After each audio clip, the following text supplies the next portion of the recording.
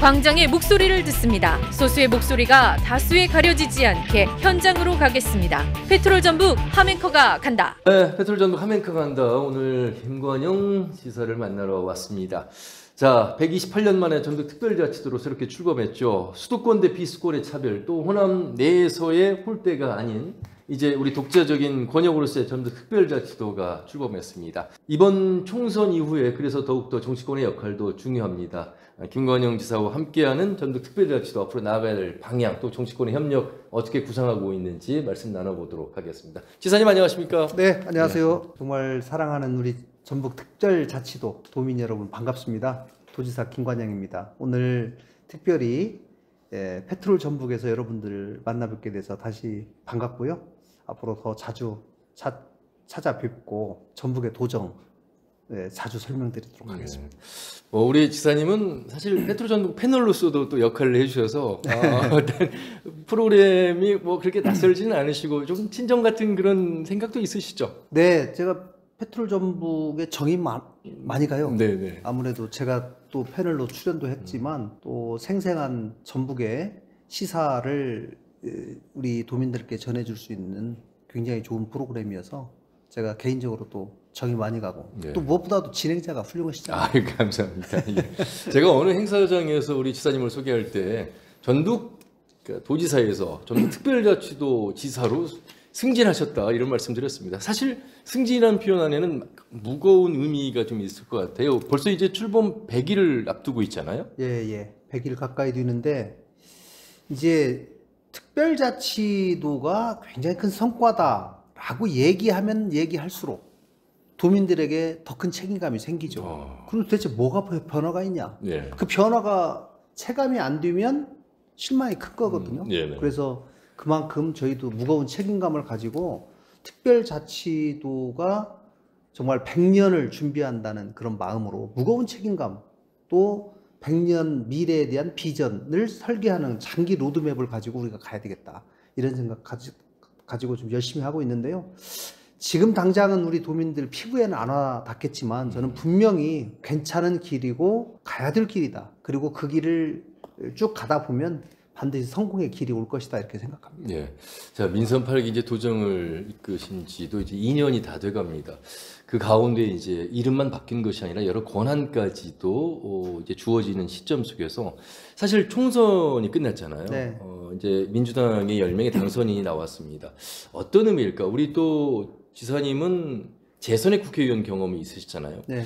국회의원이 지역의 행정에 어떤 역할을 하고 또 얼마나 중요한 직책인지 그런 의미에서의 어떤 협업 속에서의 경험치가 있으셔서 어떻게 보셨어요? 총선 이야기를 좀 해보겠습니다. 이번 총선의 결론은 지금 이대로는 안 된다. 뭔가 바뀌어야 된다라고 하는 국민적 의사가 모여진 결과라고 보고요. 예.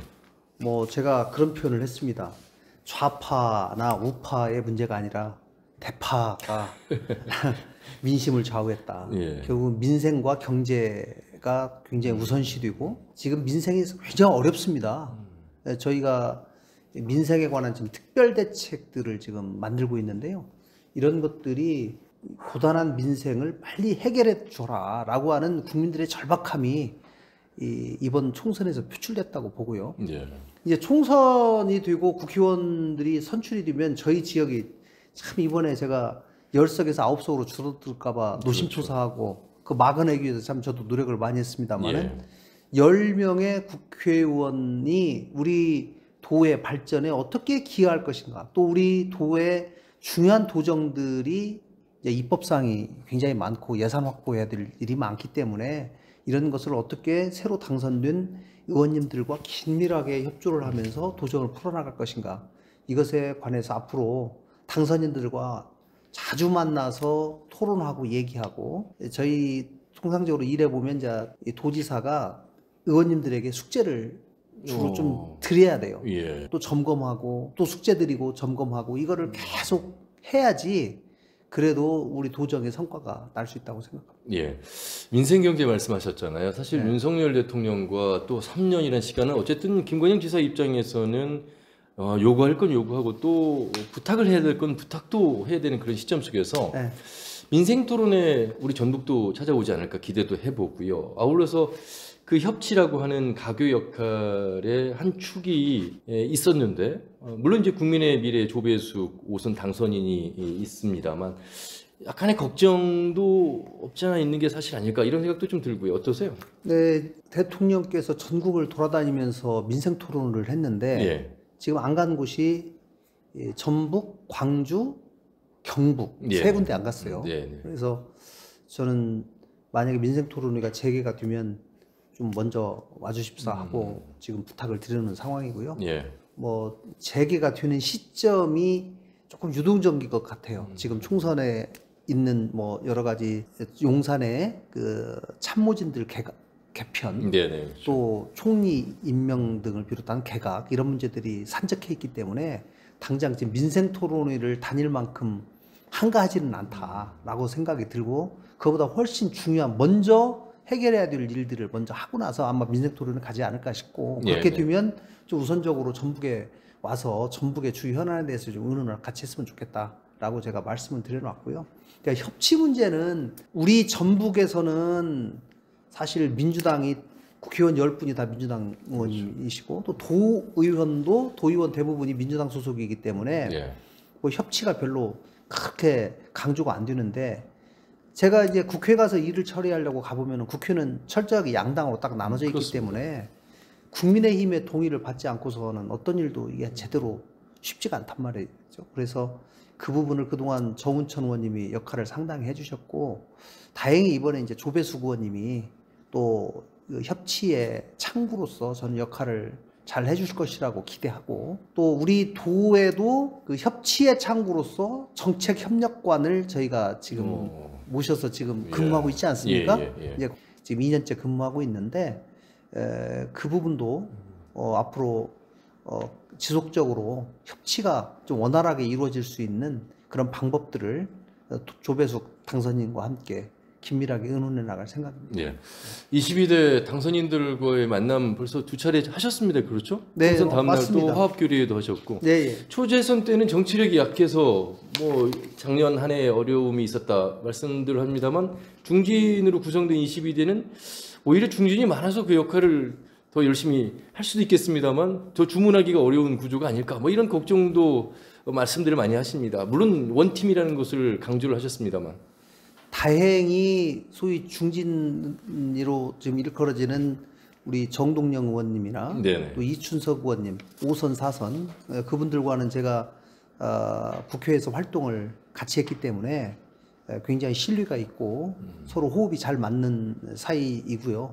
그 위에 지금 3선 의원님들도 그동안 도정 2년간 서로 호흡을 맞춰왔기 때문에 제가 그 의원님들의 뭐 성향이라든가 또 의원님의 관심사 또 이런 부분에 대해서 저도 상당한 이해가 있기 때문에 이번에야말로 5선, 4선, 3선, 재선, 초선 이렇게 다양하게 구성이 돼서 오히려 이 전북 발전에 관해서는 이 다양한 구성이 가능하고 또 여러 분야에서 협조를 이루어내는 데는 상당히 크게 도움이 될 것이다.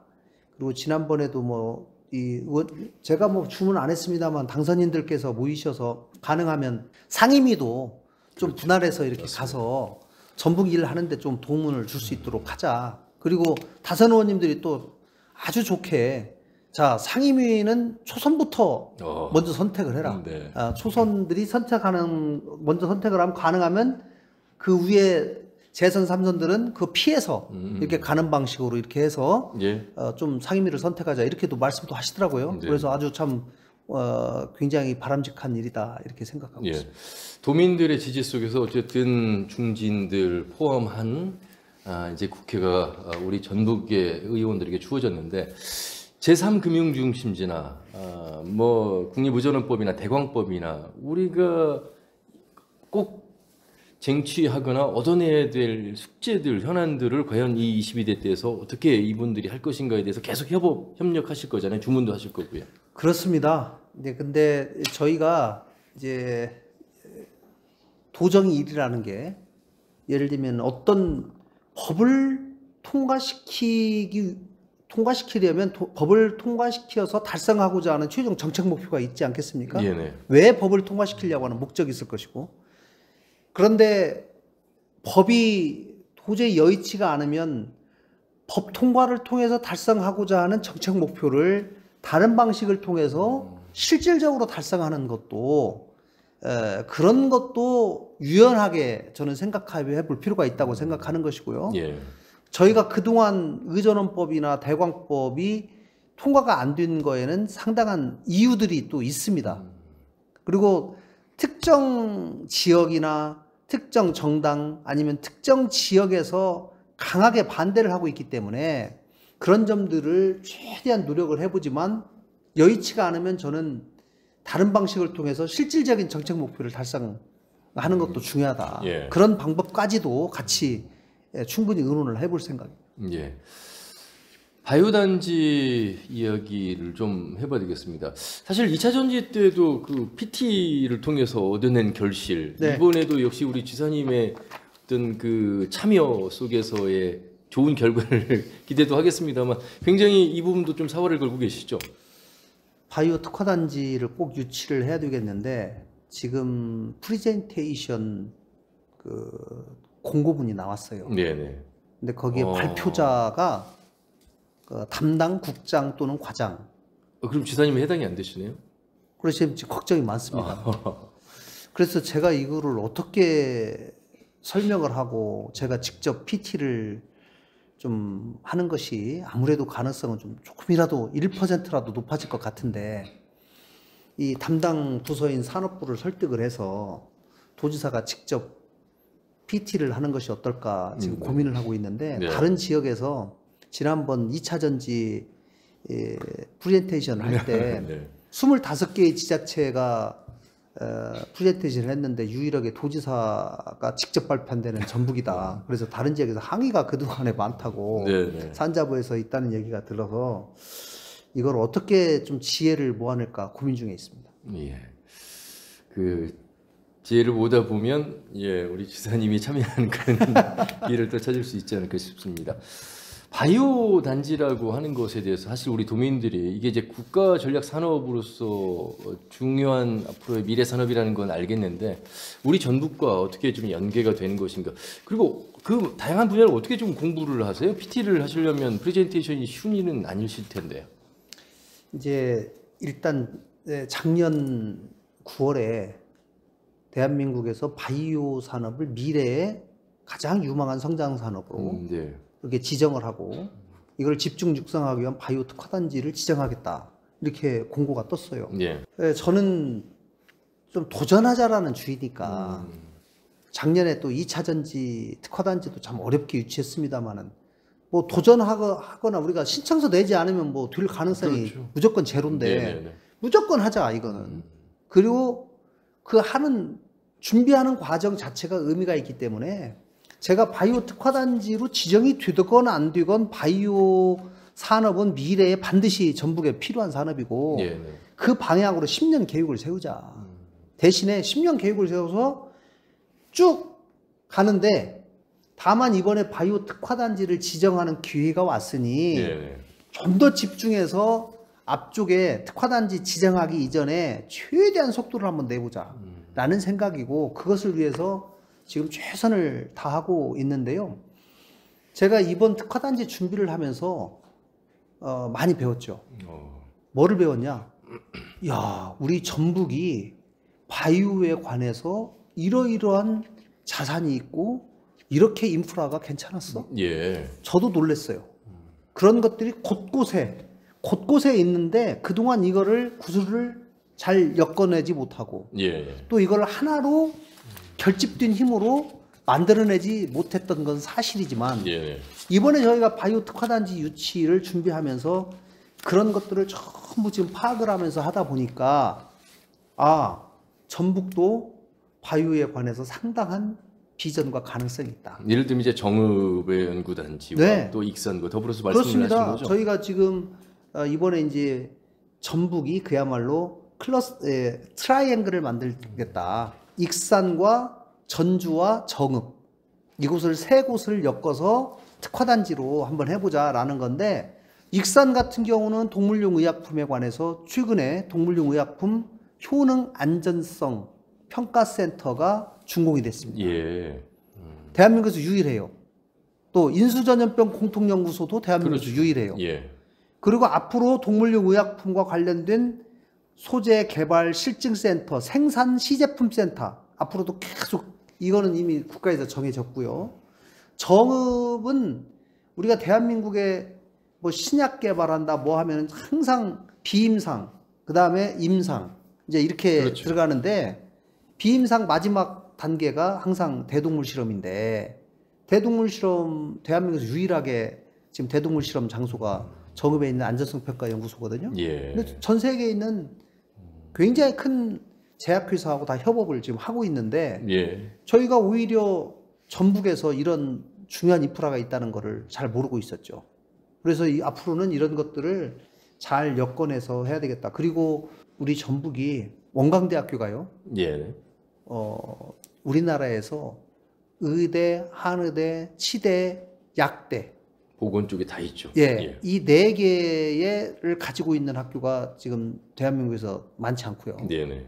또 한약학과까지 한의대 한약학과까지 맞습니다. 가지고 있는 대학이 정말 많지 않습니다. 그리고 또 보건 전문대가 있고 여기서 나오는 이 생명과 관련된 인력, 또 전북의 이 풍부한 우석대, 한의대, 약대, 또 전북대 가지고 있는 자원 이런 것들을 잘 활용했을 때 앞으로 우리가 굉장히 큰 가능성이 있다라고 네. 저는 생각하고 열심히 해보려고 합니다.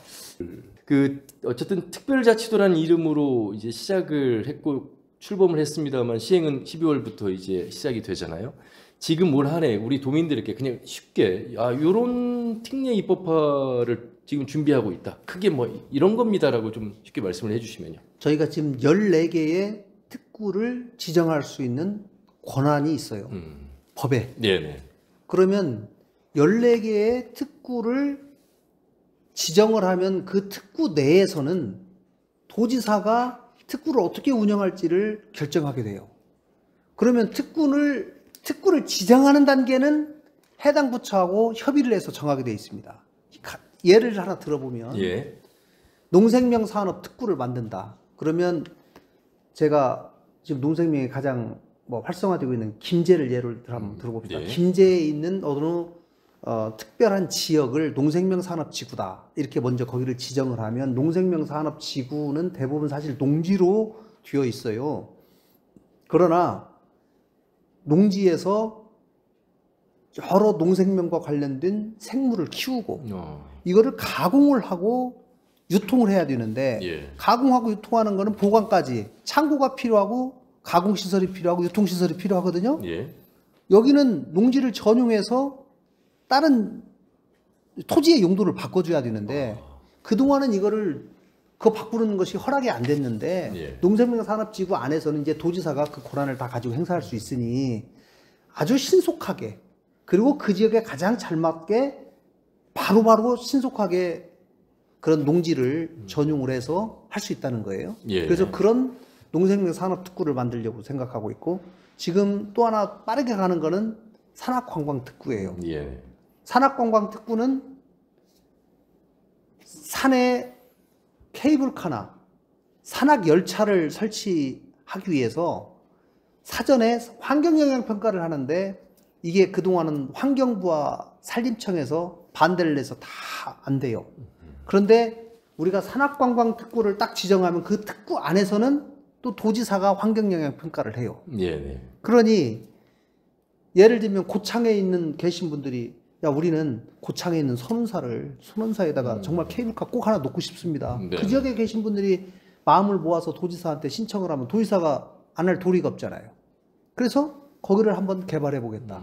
그래서 제가 올해 산악관광 특구를 전북에서 적어도 반드시 한 군데에는 빨리 지정을 해서 시범적으로 먼저 해서 도민들이 과거에 못 가봤던 산꼭대기까지 케이블카와 산악열차가 가니까 이거 변화가 있고 좋더라, 관광객이 오더라 라고 하는 걸 좀 느끼게 해주는 것, 실감나게 해주는 것이 굉장히 중요하다라고 생각을 하고요. 예. 특구라고 하는 곳에 있어서의 권한을 이제 지사가 가지고 행사할 수 있다. 이런 네. 부분에 있어서의 유연성 또 속도감을 낼 수 있다. 이렇게 좀 이해를 네. 하면 좋겠습니다. 우리 도민들에게 그동안의 새만금의 나이가 33살이나 됐는데요. 네. 상당히 희망 고문이라는 단어로 많이 지쳤다라고 말씀들 많이 하시잖아요. 그런데 우리 지사님 취임 이후에 새만금의 변화가 확실히 이제 변화가 눈에 보인다는 말씀하십니다. 무엇 때문에 이 변화가 보이는 것인지를 좀 자랑을 해주세요. 저도 새만금 때문에 소가리를 많이 한 사람인데요. 새만금이 그동안 34년이 지났는데 이제 드디어 축적의 시간과 비상의 시간이 좀 온 것 같습니다. 원인은 결국 SOC라고 봐요. 그동안 우리 하멘커님도 새만금 가보시면 그동안 작년 잼버리 이전에는 방주제밖에 갈 수가 없어요. 새만금 가면 방주제만 왔다 갔다 합니다. 도대체 안에가 어떻게 개발되고 있는지를 볼 수가 없었는데 네. 작년 잼버리를 기화로 해서 안에 십자행도로가 완공이 됐잖아요. 그렇죠. 그 십자행도로를 사람들이 기업인들이 들어가 보는 거예요. 가로 김제에서부터 신시도까지 35km, 세로 25km. 여기를 가보면서 야 정말 여기에 미래의 가능성이 무궁무진하구나, 대단하구나. 그 변화의 현장을 직접 눈으로 본 거하고 안 본 거하고 너무 차이가 나는 거예요. 기업인들이, 저는 기업인들한테 서울 가서 제가 기업 유치하겠다 뭐 하겠다 얘기하는 거 제가 백문이불여일견이다. 한 번만 와보십시오. 예. 직접 눈으로 보시면 제가 말씀 안 드려도 기업하시는 분들은 다 느낄 겁니다. 그리고 정말 대단하다. 내가 여기다가 뭘 해먹고 살까를 고민하기 시작한다 라고 말씀을 드리는데 실제로 와본 분들이 전부 그 얘기를 해요. 보고 나서. 예. 그래서 저희는 그분들에게 보여만 주면 된다. 거기를 우리가 할 일은 보여드리는 거다 라는 거고, 제가 그걸 하기 위해서 올해 한인 비즈니스데이를 유치한 거예요. 네네. 작년에 정말 한인 비즈니스데이 유치하기 힘들었습니다. 예.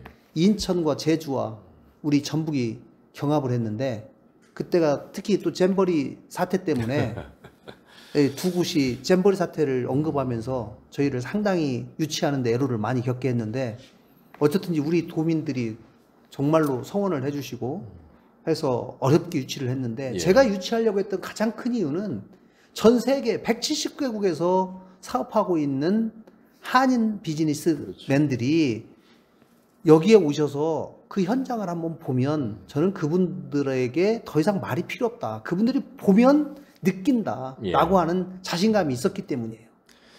기업인들 사이에서 새만금으로 기업들이 저 기업도 가고 저 기업도 가네? 나도 가볼까? 그런데 예를 들면 대기업이 SK가, LG가, LS가 그거 간다 이거예요. 네네. 그러면은 저분들은 왜 저기에다가 1조라는 돈을, 2조라는 돈을 투자할까?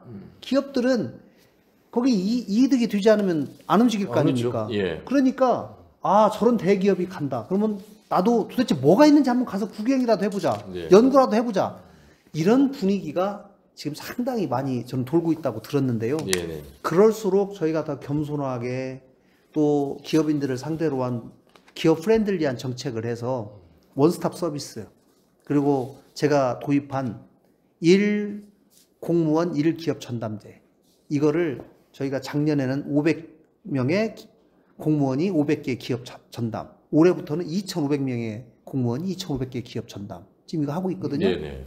이게 굉장히 반응이 좋아요. 기업인들이 자기를 위해 주는구나, 자기를 이렇게 생각하는구나 라고 느끼기 때문에 이 기업인들 입을 통해서 정부가 우리한테 뭐를 규제하고 뜯어가려는 게 아니라 우리를 도와주려고 하는 그 마음 자체가 상당히 좋다라고 느끼는데, 이런 훈훈한 이 감정들이 좀 더 많이 전파되고 성공 스토리가 많이 났으면 좋겠습니다. 예. 자, 이 전북의 이름이 전북특별자치도로 바뀌었습니다만 사실 이름만 바뀐 것이 아니고 옷만 갈아입는 것이 아니라 그 안에 담을 내용을 어떻게 만들어갈 것인가에 대한 마음 자세까지도 민선 8기에서 준비를 하고 있는 것 같습니다. 제가 우리 지사님께 언젠가 그런 말씀을 한번 드린 적이 있는 것 같아요. 변화도 중요하지만 우리 도민들의 자존감, 자아 이런 부분들에 있어서 항상 상실감, 소외, 홀대 이런 수식어가 따라다니기 때문에 지사님의 실력과 더불어서 우리 공무원 행정과 더불어서 우리 도민들의 자존감을 좀 높여주십시오. 그 부분도 굉장히 중요한 것 같습니다. 저도 그런 말씀을 많이 듣습니다는 말씀을 드렸는데 어떻게 보세요? 정말 내가 더 정신 차리고 도민을 더 사랑해야 되겠다. 그리고 우리 도민들의 자존심만큼은 정말 내 지켜내야 되겠다. 이런 생각한 것이고요. 이제 소외 홀대와 관련해서 이것을 벗어나려면 우리 도민들이 곳곳에서 성공 스토리를 많이 만들어내고 그렇죠. 성공 스토리가 축적이 돼야 돼요. 그래서 하니까 된다. 너도 돼? 너도 돼? 나도 할 수 있어. 이런 느낌이 곳곳에서 일어나야 돼요. 제가 며칠 전에 삼성전자하고 저희가 삼성 스마트 팩토리 그 말씀 많이 하셨죠. 예. 드디어 출범했습니다. 삼성전자에서 그 일을 스마트 팩토리의 소위 멘토단을 하시던 분 중에 정년퇴직하신 분 30명을 저희 도청에서 뽑았어요. 예. 직원으로. 그럼 이분들이 그럼 이제 전북을 이제 위해서 상주합니까? 우리 테크노파크의 직원이 됐어요. 이야. 그래서 그분 30명이 오로지 전북을 위해서 일을 하게 되고 그분들이 전북에 있는 기업만 저희가 1년에 평균 15개 정도가 삼성전자로부터 그 서비스를 받아왔는데 예. 이제 매년 100개씩 앞으로 매년 100개씩 그 서비스를 통해서 중소기업의 생산성을 향상시킬 수 있는 컨설팅을 받게 되었어요. 그 개막식을 하는데 삼성전자에서도 지자체 중에 처음이다. 처음 있는 일이다. 사장이 직접 내려오셔가지고 같이 테이프 커팅을 했는데 제가 너무 뿌듯했습니다. 그리고 우리하고 아무 전라북도와 관계가 없는 전북과 관계가 없는 30명의 삼성전자 출신 30년 이상 근무 경험이 있는 멘토단을 전북의 자산으로 저희가 위촉하고 전북의 멘토단으로 모실 수 있다는 것이 전북에서 너무 큰 자산을 얻었다. 예. 제가 이렇게 생각이 들었어요. 끝으로 우리 도민들께 이런 각오로 더 열심히 하겠습니다. 마무리 말씀 부탁드리겠습니다. 네, 자신감을 가지고 도전하면 좋겠습니다. 과감한 도전이 있을 때 반드시 성공이 있을 수 있고 성과가 있습니다. 실패를 두려워하지 말고 도지사가 앞장서겠습니다. 저희가 젊은 패기로 도민들과 함께 더 열심히 뛰겠습니다. 감사합니다. 예, 함께 혁신이고 함께 성공하면 새로운 전북이 된다는 슬로건이 오늘따라 더 눈에 들어옵니다. 지사님 오늘 귀한 시간 내주셔서 감사합니다. 말씀 잘 들었습니다. 고맙습니다. 고맙습니다. 네. 자, 전북특별자치도 김관영 지사와 함께했습니다.